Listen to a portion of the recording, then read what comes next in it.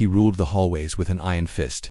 Mark wasn't just a bully, he was a storm of cruelty, and everyone knew to stay out of his way. His favorite target was anyone who looked different, anyone who seemed weak. And then, Leo arrived, quiet, artistic, and new to the school. Leo was everything Mark loved to tear down. The first day, Mark knocked Leo's sketchbook to the ground, scattering his drawings across the floor.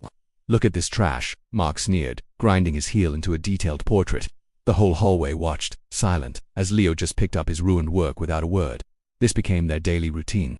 A shoved locker, a borrowed lunch, a stream of insults, but Leo never reacted. He just endured it, his eyes holding a strange, unreadable calm. What Mark didn't know was that Leo wasn't weak. He was patient. Leo was a digital artist and a master of social media.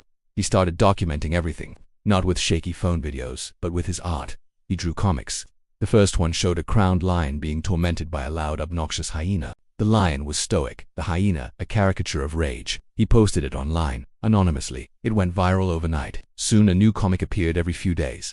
The hyena's antics got more and more ridiculous, mirroring Mark's real-life bullying, but amplified. The hyena tripped the lion, only to fall into a puddle of mud himself. He tried to steal the lion's food, only to be swarmed by bees. The entire school was following the series, laughing at the foolish hyena, not realizing they were watching their own hallways play out in cartoon form.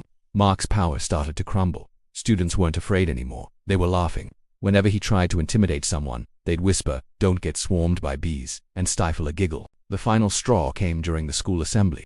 The principal was giving a speech about respect when suddenly, the projector screen flickered. It switched from the school crest to Leo's final comic strip, a full-blown animation. It showed the hyena's entire reign of terror, followed by the lion finally standing up, not with a roar, but by showing the entire jungle the hyena's foolishness. The animation ended with the hyena now stripped of his power, looking small and alone. The artist's signature then appeared on screen, Leo's name, clear as day. A stunned silence fell over the auditorium, then it was broken by applause.